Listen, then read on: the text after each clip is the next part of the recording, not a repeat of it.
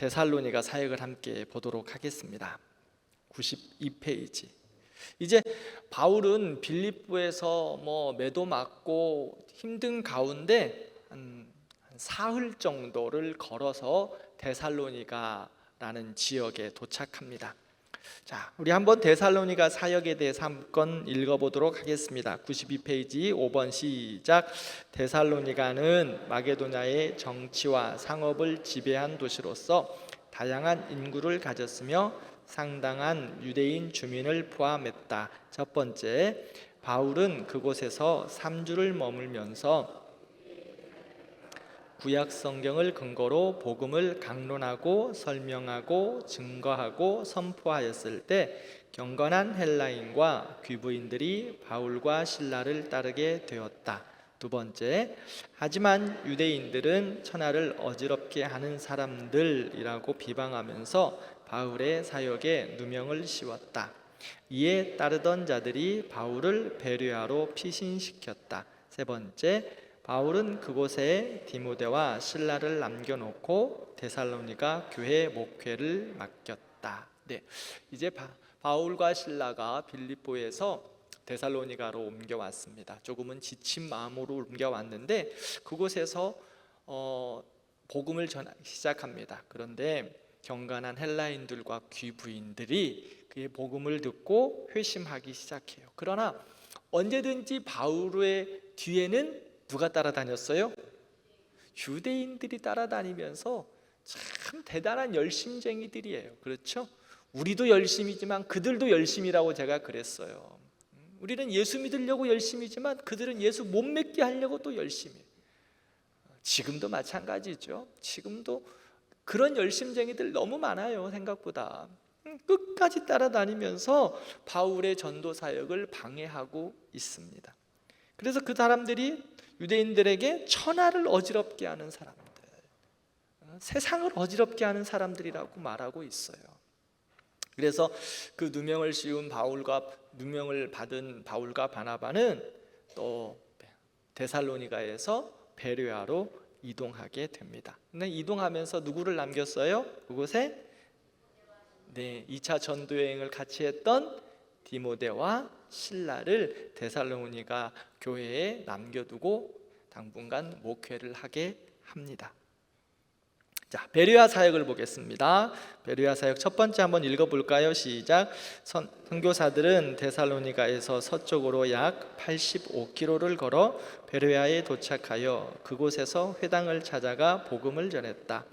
뜻밖의 베레아 사람들이 복음에 대하여 긍정적으로 반응했는데 누가는 그들의 반응을 베레아에 있는 사람들은 데살로니가에 있는 사람들보다 더 너그러웠다 표현했다. 그것은 그들이 간절한 마음으로 말씀을 받고 그것이 진리인가를 알기 위해 성경을 상고했기 때문이다. 두 번째, 데살로니가의 반대자들이 베레아까지 와서 무리를 선동하여 바울을 대적하였고 바울은 아덴으로 떠난다. 네. 데살로니가에서 이제 어디로 왔어요? 베레아로 왔어요. 베레아의 사람들은 예전 성경, 개역 성경을 보면 신사적이다라고 표현해요. 근데 오늘은 뭐라고 표현했죠? 오늘 지금 개역 개정 성경은 더 너그러웠다라고 표현하고 있습니다. 베레아 사람들은 말씀을 들을 때 그 말씀을 깊이 상고하며 그 말씀 앞에 너그러웠습니다. 간절한 마음으로 말씀을 받았고요, 그 말씀이 진리인가 그 말씀을 상고했다고 성경은 말하고 있어요. 우리도 말씀을 들을 때에 마음의 문을 활짝 열어야 돼요. 그리고 그 말씀이 나에게 진리인가 늘 묵상하고 말씀을 연구해야 합니다. 여러분들 매일매일 아침마다 지금 성경 말씀을 읽고 계시죠? 네, 우리 교회는 아침마다 아니면 하루 종일 하루에 있어서 365 성경 통독을 하고 있습니다. 그리고 하루를 마무리할 때는 감사 일기를 쓰고 있습니다. 대광교회 성도들은 다 하는 거죠? 네, 우리 지금 지난주 주보를 한번 보세요. 주보를 보면 영아부하고 유치부도 이 감사일기를 쓰면서 지난주에 간증을 그곳에 써놓은 거를 보셨습니까? 한번 보세요. 얼마나 우리 아이들이 간증을 감사일기를 쓰고, 우리 아이들은 감사일기 어떻게 쓴다 그랬어요? 제가 스티커 붙이거든요. 큰 거 보여줬죠. 제가 큰 거 처음에 우리 감사일기장 할 때, 어른들은 감사일기장이지만 아이들은 큰 스티커 페이퍼를 줬어요. 그 다음에 주일학교는 우리 거하고는 좀 달라요. 어른들 거하고는 좀 다르고, 그래서 주일학교용, 영아부 유치부용, 주일학교용, 그다음에 이제 중등부부터는 이제 우리하고 똑같은 걸로 쓰고 있어요. 우리 아이들도 이렇게 감사일기를 하고 있다고요. 그러면서 믿음이 그리스도의 장성한 분량에까지 계속해서 성장해 가는 겁니다. 벌써 내년도 성경 읽기 어떻게 할 건가 우리 목사님들하고 고민하고 있어요. 어떻게 하면 우리 성도님들 또 성경을 잘 읽을 수 있게 할까? 그리고 어떻게 하면 말씀을 묵상할 수 있을까? 베레아 성도들이 그랬다는 거예요. 베레아 성도들이 말씀을 읽고 이 말씀이 진짜 그런가 하면서 묵상했다는 거예요. 그 말씀을 배웠다는 거예요. 그 말씀을 연구하면서 이게 하나님의 말씀이 진리의 말씀이구나. 그래서 그 베레아 성도들을 향하여 신사적이었다라고 말하고 있어요. 우리 교회 성도들도 말씀을 읽고 묵상하고 듣고 연구하면서 하나님의 사람들로 이렇게 성장해 가는 거예요. 이게 베레아 교회 성도들. 그런데 끊임없이 반대자들은 또 데살로니가에서 어디까지 왔어요? 베레아까지 또 쫓아오는 거 있어요. 진짜 열심이죠. 계속 말씀드려요. 우리만 예수 믿는데 열심쟁이들이 아니라 그들도 예수 못 믿게 하려고 열심쟁이들이라고. 이단자들도 더 열심쟁이일 때가 많아요. 그러니까 우리가 더 말씀 앞에 늘 나아가야 돼요. 베레아 성도들처럼 우리 교회 성도들이 이렇게 베레아 성도들처럼 멋진 신앙인들 되셨으면 좋겠어요. 말씀에 풍성하고 기도에 능력이 있고 말씀을 듣고 읽을 때는 또 다시 묵상하고 상고하면서 이게 하나님의 말씀이 은혜구나 라고 늘 깨닫는 성도들, 그렇게 베레아 성도들처럼 우리 대광교회 성도들이 그렇게 멋진 성도들, 신사적인 성도들 되기를 바랍니다. 네. 그다음에 이제 아덴으로 넘어갑니다. 아테네로 가는 거예요, 바울이. 자, 아테네도 한번 읽어볼까요? 시작. 아덴은 헬라 철학을 꽃피웠던 번창한 고대 도시였다. 첫 번째, 아테니 헬라의 정신 문화를 장악하고 있었다. 여기서 소크라테스, 플라톤, 아리스토텔레스, 에피쿠로스, 제노가 살았고 가르쳤다. 이 지적인 수도는 사람들보다 더 많은 우상을 가진 우상 숭배의 도시이기도 했다. 네, 거기까지. 여기서 금방 우리가 읽었는데 어디서 많이 들었던 이름들이 많이 나오죠. 소크라테스, 플라톤, 아리스토텔레스. 네. 이 아테네 헬라 문화에 꽃을 피웠던 정말 좋은 동네, 번창한 고대 도시였습니다. 올림픽도 그곳에서 이루어졌죠. 정신, 문화, 철학을 다 가지고 있었던 그러한 도시였습니다. 그런데 반면 그렇게 지식과 철학과 또 모든 것에서 스포츠와 모든 것에서 번영한 도시였지만 우상 숭배도 번창했다는 것을 말하고 있어요. 더 많이 우상 숭배를 하고 있는 것이. 그래서 바울은 이제 아테네에서는 혼자 사역을 했어요. 지금 실라하고 디모데는 어디에다 남겨두었죠? 아니, 데살로니가에다 남겨두고 왔어요. 데살로니가에다 남겨두고 지금 이제 베레아를 거쳐서 아테네에 왔는데, 아테네에서는 혼자 사역을 하고 있어요. 그래서 회당에서 유대인과 또 유대인들에게 동시에 장터에서 일반 그런 광장에서는 헬라 철학자들하고 논쟁을 하기 시작합니다.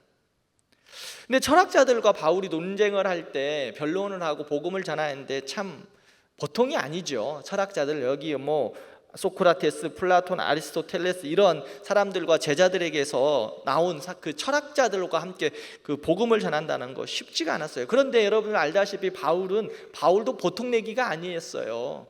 그렇죠? 공의언어 하나로서 또 바울은 철학적, 신학적으로 엄청난 깊이가 있었어요. 구약을 능통한 사람이었습니다. 그래서 바울은 이제 그 광장에서 아레오바고라는 그 광장에서 설교를 해요. 그게 바로 사도행전 17장 이후의 말씀을 보고 있습니다. 그런데 이 아테네에서의 바울의 전도와 설교를 보면 이제까지 1차, 2차 전도 여행에서 했던 복음 전함과 조금은 다름을 볼 수 있어요. 접근이 달랐다는 거예요. 왜 접근이 달랐을까요? 그들은 철학자들이었거든요. 지적인 자들이었거든요. 그래서 그의 설교의 첫 무리를 보면 내가 보니 너희는 종교심이 많다라고 이야기하면서 그들의 철학적이고 지식적인 부분들을 접근하는데 그것을 이야기하고 있는데 십자가와 복음에 대해서는 직접적으로 언급을 많이 하지 않아요. 그러니까 이 철학자들이기 때문에 이 철학을 어떻게든지 깨야 된다는 그러한 마음이 있었던 것 같아요.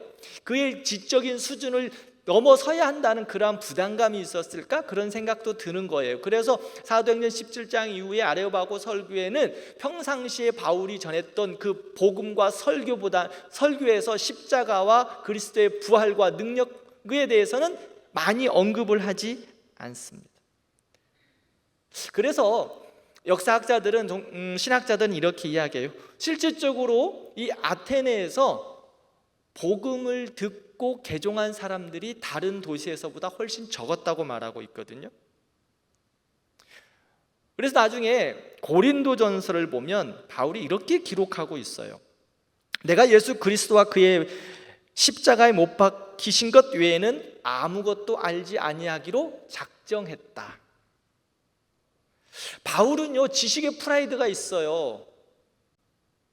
그런데 그가 고백한 것은 이제는 그것은 아무것도 아니다라는 것을 다시 한번 이야기하고 있어요.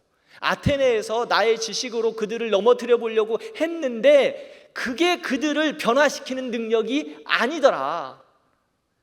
사람을 변화시키고 영혼을 살리고 회복시키시는 것은 지식이 아니고 철학이 아니고 오직 십자가와 그리스도의 부활과 능력이더라.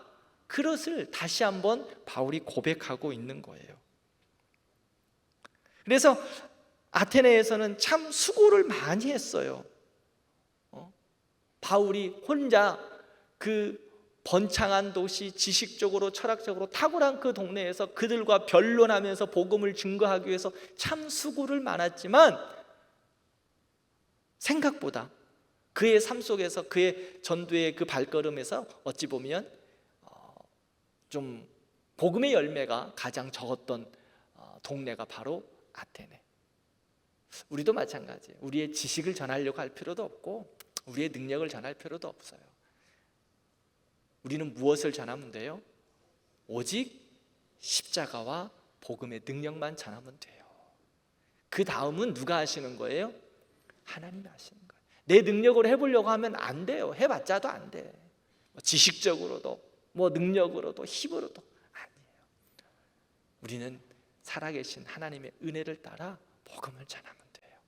그래서 휴지만 물티슈만 주지 말고 그 안에 복음의 내용이 담겨져 있는 꼭 전도지도 드려야 해요. 받든지 아니 받든지 보든지 아니 보든지 그것은 우리의 능력이 아니에요. 우리가 행할 일을 하면 되는 거예요. 그 다음은 하나님이 하시는 거예요.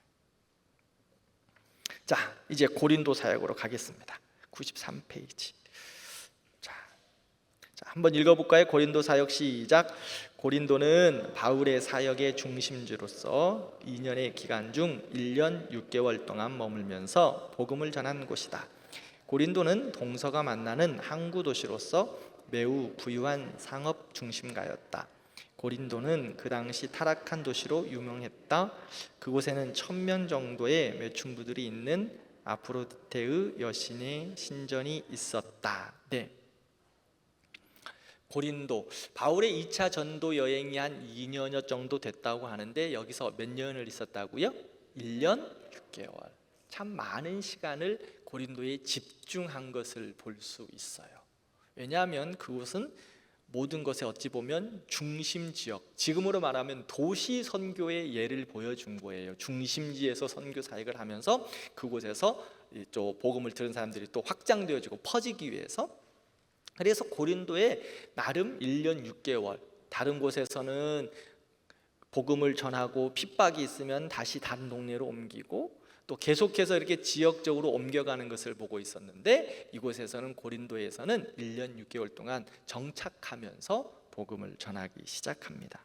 근데 고린도는 상당히 어지러운 동네였습니다. 부유한 동네이기도 하고 부유한 동네이고 복잡한 동네고 또 항구 도시이기 때문에 경제의 중심지기도 하고 항만의 중심지기도 하고, 그러다 보니까 수많은 이방인들이 오다 보니까 자신들의 이방신들을 가지고 와서 그곳에 살고, 이방신들의 대표적인 모습들은 뭐였어요?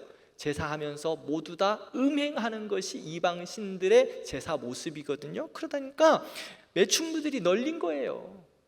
특별히 또 아프로디테의 여신이 있는 그 신전이 그곳에 딱 고린도에 잡혀져 있기 때문에 그 여신전에 그 어찌 보면 여사제라고 이야기하지만 여사제라고 하는 그 사람들은 다 몸을 파는 사람들이었거든요. 그게 1000여 명 정도가 있었다고 하니까 이 고린도의 모습은 참 복잡하고 어지러운 그러한 동네 중에 하나였어요. 우리가 고린도 전후서를 보면 고린도 교회, 나중에 이제 뭐 고린도 전후서를 언제 한번 공부할 때도 있겠지만, 참 고린도 교회가 경건하고 바르고 또 하나님 나라를 위해서 귀하게 쓰임 받은 교회이지만, 그 고린도의 지역에 있어서 여러 부분들이 어려움도 있었어요. 뭐 은사적으로도 싸우고 복음으로도 싸우고 막 여러 가지 복잡한, 왜냐하면 잡탕과 같은 게 너무 많은 동네가 바로 고린도였기 때문에 그런 것들을 다 정리하기 위해서 교회도, 고린도 교회도 참 어려움이 있었고, 바울이 그런 것들을 다 정리하기 위해서 고린도에서 1년 6개월 동안 오랫동안 사역하지 않았나라고 학자들이 말하기도 해요. 자, 바울에게 있어서 고린도의 사역에 참 중요한 사건이 하나 있는데, 평생 동역자였던 누구를 만났어요? 브리스길라와 아굴라를 만났어요. 부부를 만났죠. 누가 남편이에요? 브리스길라 아굴라 그러니까 브리스길라가 남편인 것 같다고 생각하신 분들도 계셨지만 아니요, 아굴라가 남편입니다. 그들의 직업은 뭐였습니까? 천막 만드는 사람들이었습니다. 바울과 같은 직업을 가지고 있었어요. 바울은 고린도 교회에서 브리스길라와 아굴라를 만났고, 이제 실라와 디모데도 고린도로 다시 내려왔어요. 자, 그러면은 이제 고린도에서는 막강 선교 그룹이 생겼죠? 바울, 브리스길라, 아굴라, 그 다음에 데살로니가 있었던 실라와 디모데까지 같이 내려와서 1년 6개월을 사역하고 있어요.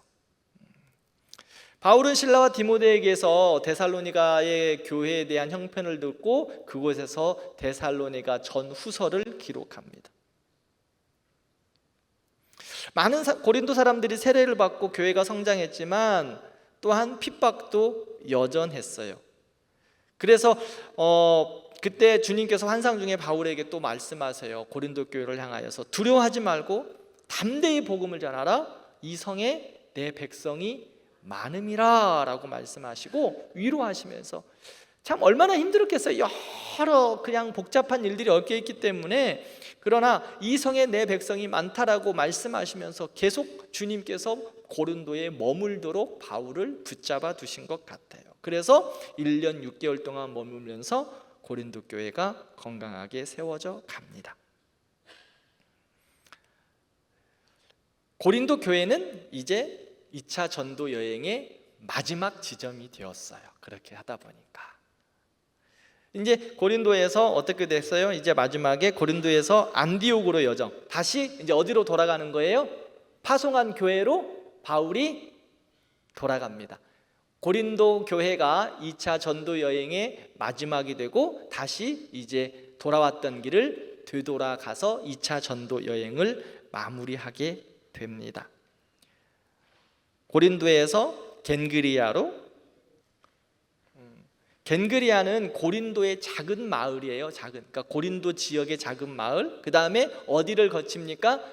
에베소를 지나서, 이제 에베소는 터키의 남부 쪽에 있는, 서부 쪽에 있는 지역이었고요. 다음에 이제 3차 전도 여행의 에베소에 대해서 다시 한번 이야기를 들 거고, 그 다음에 이제 가이사라 예루살렘으로 내려와 가지고 어디로 다시 올라갑니까? 안디옥으로 돌아가게 됩니다. 그래서 2차 전도 여행은 마지막을 내리게 되죠. 이렇게 에베소에서 잠깐 들리는데, 에베소에서 브리스길라와 아굴라를 에베소 교회에 이제 남겨둬요. 에베소 교회에 목회를 하라고 2차 전도여행을 마무리하고 안디옥으로 돌아가면서 브리스길라와 아굴라를 어디서 만났죠? 고린도 교회에서 만났는데, 그를 에베소 교회에 목회를 하라고 브리스길라와 아굴라를 남겨두고 가리사야를 지나서 안디옥으로 돌아오게 됩니다. 이게 바울의 이제 2차 전도 여행이었습니다. 근데 이제 바울이 겐그리아에서 머리를 깎는 일이 있습니다. 왜 그랬을까요? 뭔가 하나님 앞에 서원한 것이 있는 것을 볼 수 있어요. 그래서 결단의 의미로 바울이 겐그리아에서 머리를 깎게 됩니다. 자, 이제 3차 전도여행을 한번 가볼까요? 2차 전도여행 끝났으니까 이제 3차 전도여행으로 한번 가보겠습니다. 다시 한번 2차 전도여행을 한번 복습해 볼까요? 처음에 2차 전도여행을 어디로 갔죠? 드로아에서 아시아로, 이번 주에 설교에도 이야기할 텐데, 아시아로 바울은 계속해서 선교를 소아시아로 하고 싶었는데 하나님이 그 길을 막으시고 드로아에서 마게도냐에서 무엇을 봐? 환상을 보면서 우리를 좀 도와달라고 이야기해요. 그래서 유럽에 첫 선교를 하게 되는데, 도착한 지역이 어디? 빌립보. 네, 빌립보가 2차 여행의 첫 지역입니다. 그래서 빌립보에서 사역을 하고 그 다음에 어디로 갔어요? 크게만 생각해 봅시다. 우리 교재를 보면 빌립보에서 오늘 처음 말씀드렸던데 데살로니가로 왔죠. 데살로니가. 그래서 데살로니가에서 바울이 디모데와 실라를 남겨놓고 그 다음에 어디로 가요? 베레아로 가서 베레아에서 아덴으로 왔고요. 아테네에서 어디로 갑니까? 고린도에서 1년 6개월을 머물면서 복음을 전하고 다시 이제 턴해가지고 안디옥으로 돌아가는 것이 바로 2차 전도 여행의 모습입니다. 자, 이제 3차 전도 여행은 바울이 안디옥에서 1차, 2차 전도 여행에서 거쳤던 지역들을 중심으로 또 다시 돌아보면서 그곳에서 말씀을 세우는 것을 볼 수 있어요.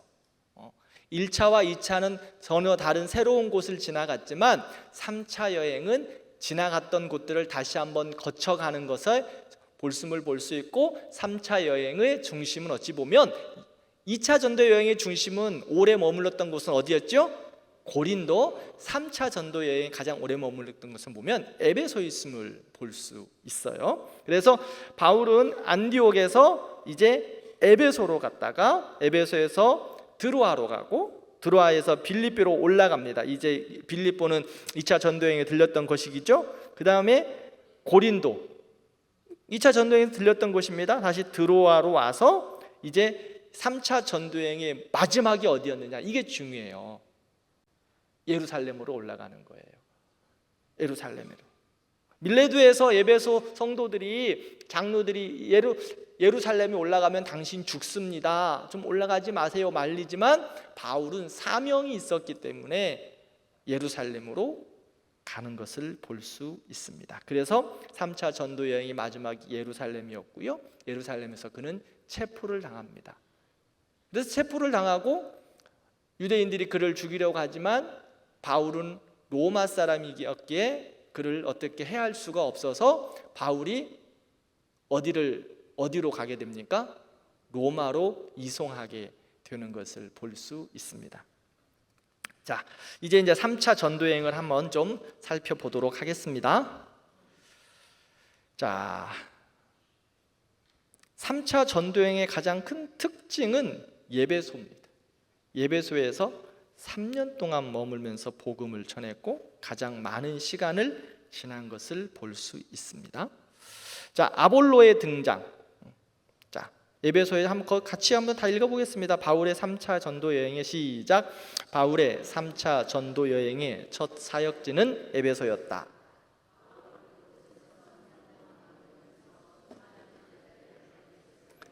교회를 견고히 세웠다. 첫 번째, 아볼로의 등장. 아볼로는 학식이 많고 구약 성경에 능통한 알렉산드리아의 유대인이었다. 아볼로는 주의 도를 이해했으며 열심히 전했지만 예수에 대한 그의 이해는 오순절 이전 기독교 신학으로 제한되었을 것이다.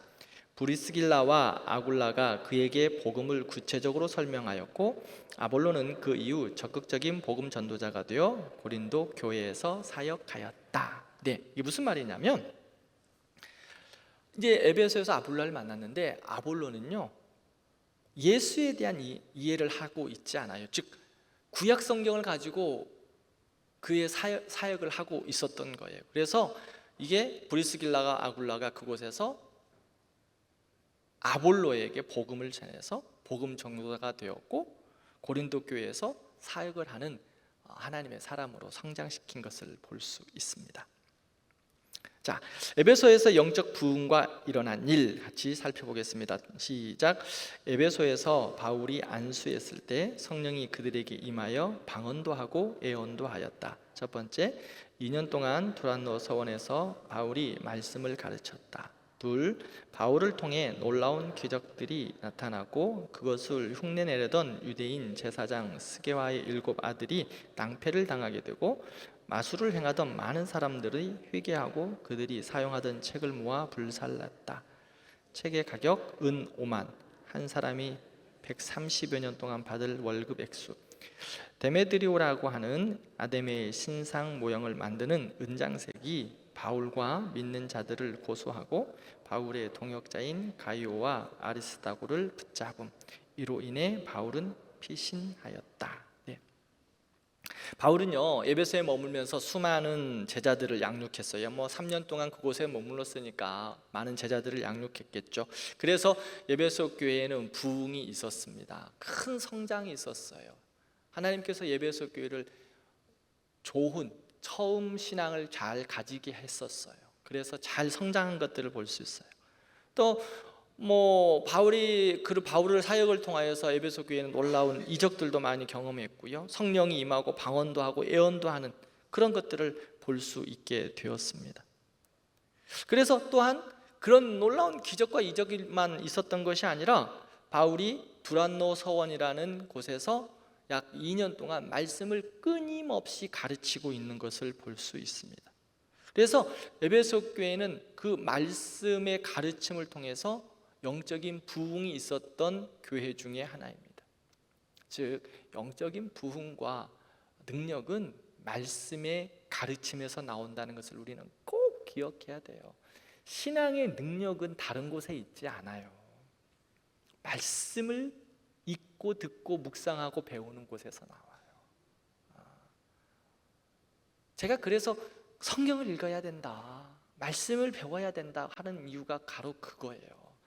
여러분들 평생 신앙생활 그 복음의 능력, 복음의 역사 가운데 우리는 은혜를 받았어요. 그럼 그 복음의 역사가 우리의 능력이 되기 위해서는 말씀을 배우고 듣고 묵상하고 계속해서 훈련해야 돼요. 군인들이 능력 있게 용사가 되기 위해서는 어떻게 해야 돼요? 훈련해야 되잖아요. 훈련하지 않는 군사 힘이 없습니다. 그러니까 하나님의 백성, 우리가 하나님의 용사로 부름받았기에 훈련돼야 돼요. 말씀 앞에서 늘 훈련, 배우고 예배하고 듣고 묵상하고 감사 일기 쓰라 그러면 쓰고 성경 읽자 그러면 읽고 기도하자 그러면 기도하고. 목사님 저는 믿음이 없어. 믿음이 없으니까 이 교역자들이 모든 에너지를 쏘아가지고 열심으로 여러분들하고 함께 하려고 하잖아요. 따라오기만 하시라니까. 따라오기만 하세요. 순종하는 마음으로. 지난주일 온세대 연합예배 어떠셨어요?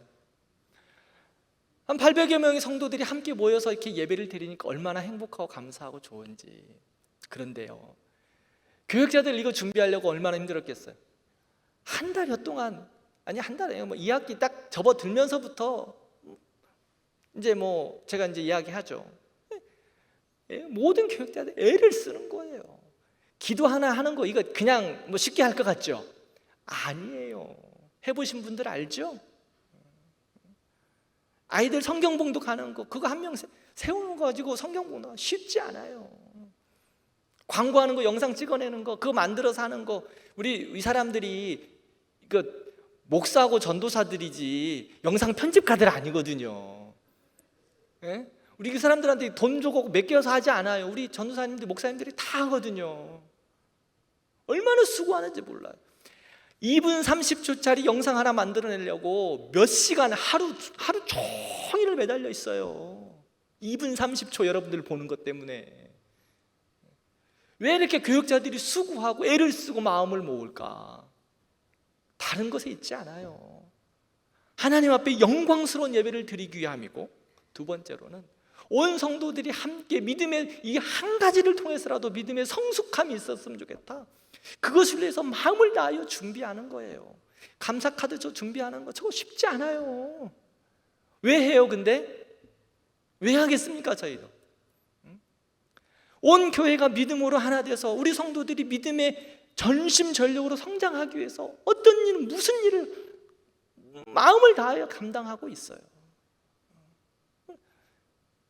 우리 부교육자들, 그다음에 저 아무것도 안 하면 편하지. 안 그러겠습니까? 아무것도 안 하면 편해요. 그런데요, 아무것도 안 하잖아요. 그건 죽은 인생이에요. 하나님 앞에서 두렵기 때문에 우리는 하나님의 영광을 위해서, 그리고 교회를 위하여 우리의 마음과 전심과 뜻을 다하여서, 우리의 힘을 다하여서, 잠을 줄여가면서 우리의 부족한 거지만 막 애를 써서 만들어가는 거예요. 그러니 사랑하는 성도 여러분, 제가 왜 이 이야기를 우리 뭐 자랑하려고 하는 거 아니야. 따라만 오시라고. 따라만 오세요.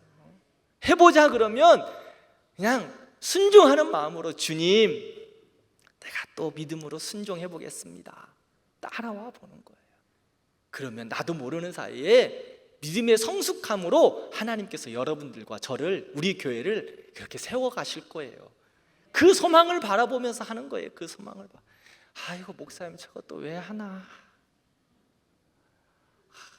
그냥 예배만 드리면 되지. 그러면 예배만 드려도 구원 받아요. 그런데 우리의 신앙이 성전 뜰, 마당 뜰만 받고 가는 신앙이 좀 되면 안 되잖아. 성소 안에 들어가고 지성소 안에 들어가서 주의 영광을 경험하고 하나님의 능력이 나의 능력이 되는 그 은혜의 믿음 생활이 돼야 되지 않겠습니까? 좀 그렇게 여러분들 믿음 생활하고 싶지 않으세요? 저는 좀 그렇게 믿음 생활하고 싶고, 우리 대관교회 모든 성도들이 좀 그렇게 믿음의 사람들 되었으면 좋겠어요. 그래서 안간힘을 써보는 거예요. 안간힘을. 여러분들도 안간힘을 써야 돼요. 믿음의 경주를 함에 있어서, 믿음의 훈련을 함에 있어서 안간힘을 써야 돼요. 이 두란노 성원에서도 2년 동안 바울이 말씀을 부지런히 가르쳤어요. 부지런히. 그러니까 아마 에베소 성도들이 그 말씀 가운데 부지런히 참석했던 것 같아요. 그리고 부지런히 말씀을 들었던 것 같고, 부지런히 실천하고 순종했던 것 같아요.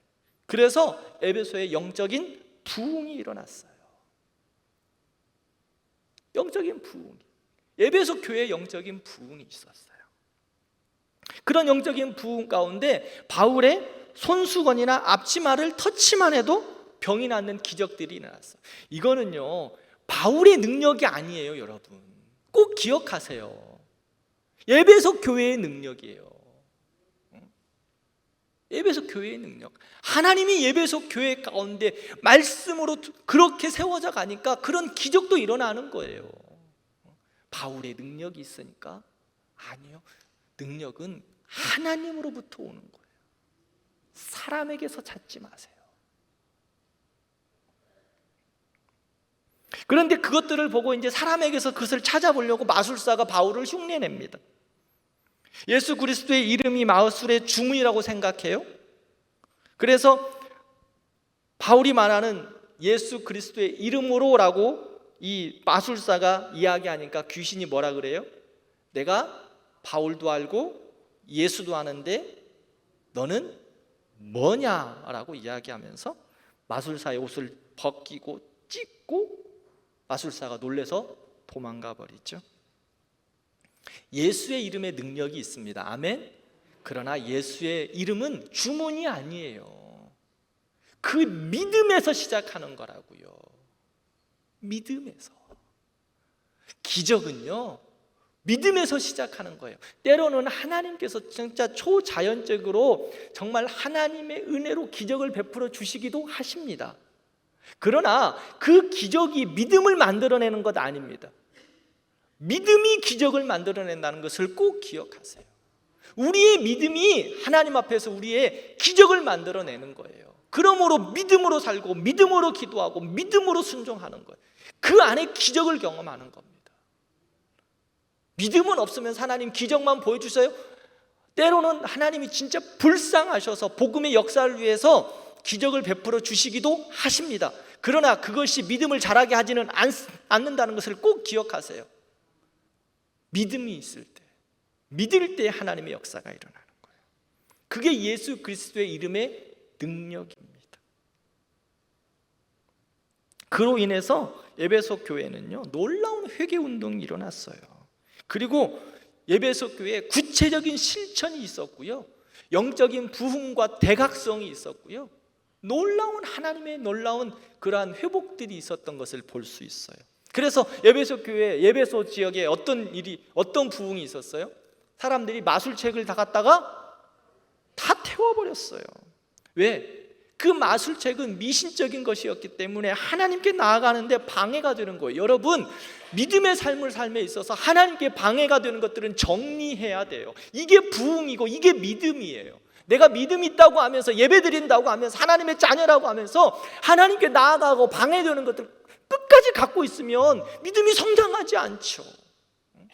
하나님 은혜 주세요. 그런데 하나님의 은혜의 통로를 딱 막고 있는 그것들은 내 주장, 내 생각, 내 가치관, 내 고집 다 갖고 있으면서 하나님 은혜 주시, 은혜의 통로를 내가 막고 있는데, 하나님은 은혜 베풀어 주시고 물같이 폭포수같이 쏟아부어 주시려고 축복을 준비하고 계시는데 내가 그 통로를 딱 가로막고 있다고요. 내가 하나님이 가로막는 게 아니라 내가 가로막고 있다고요. 우리가 하나님의 은혜를 가로막고 있는 것이 없는지 우리 자신들을 잘 살펴보셔야 돼요. 10년, 20년, 30년, 40년 평생 신앙생활하면서 혹시나 내가 하나님의 은혜를 가로막고 있는 그것이 있지 않는지, 그렇다면 여러분 그거 없애야 돼요. 그거 없애지 않으면 말씀드리죠, 그냥 성소에 성전 안에 마당뜰만 받는 신앙생활 평생 하신 거라고요. 하나님 앞에 가는 그날까지 이 마당불을 맞는 신앙생활이 아니라 진정 하나님의 영광이 충만하고 은혜가 충만하고 예수 믿는 기쁨이 있고 비밀이 있고 능력이 있는 그런 신앙생활 되어야 되지 않겠어요? 응? 그렇다면 방해하는 것 다 버려야 돼요. 그래야 부흥이 있습니다. 부흥이. 지금 에베소 교회에 부흥이 있었어요. 자기네 집 안에 숨겨졌던, 아니 그들의 삶이 숨겨놓은 것도 아니야. 그냥 일상적으로 습관적으로 있었던 그런 마술책들, 미신들 다 갖고 와놔서 태워버린 거예요. 그 책의 액수가 은 5만이다. 한 사람이 130년 월급이면 얼마큼이나 될까요? 내가 계산을 아침에 두들려 보다가 그걸 못하고 왔어요. 엄청난 많은 거예요. 그런데 하나도 아깝지 않은 거예요. 한 사람이 그런 게 아니에요. 이게 한 사람이, 에베소 교회가 모두가 이런 은혜가 있었다는 거예요. 모두가 갖고 나와서 다 태워버린 거예요. 다. 과감하게 결단하고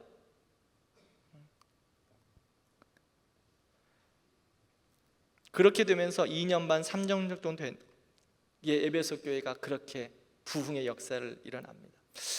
저는 우리 대광교회가 이런 놀라운 부흥의 역사가 있기를 바랍니다. 우리 대광교회가 에베소의 교회처럼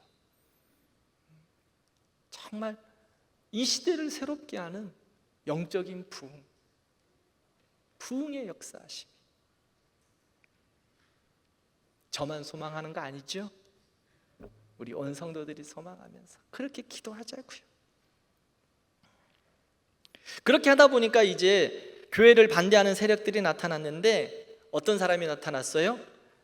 아담이 쓴 상을 만드는 은장색 비즈니스 하고 있는 사람이 나타났어요. 왜 그랬을까요? 왜 교회를 핍박했을까요? 장사가 안 되는 거예요. 장사가. 응? 우상을 만들어서 팔고 있는데 에베소에 영적 부흥이 일어나 버렸어요. 그러니까 우상을 살까 안 살까? 안 사죠. 안 사니까 이게 이제 핍박 원인이 뭐냐? 바울을, 에베소 교회를 핍박하기 시작합니다. 우리나라 초대교회도 그랬죠. 평양 대부흥이 있을 때에 평양에 주일날에는 장사가 안 됐대요. 왜 안 됐을까? 다 예배당 가니까 사람들이 안 오는 거예요. 예배당 가서 하루 종일 있는 거예요. 그리고 평양 시내 술집들이 문을 닫기 시작했다고 이야기합니다.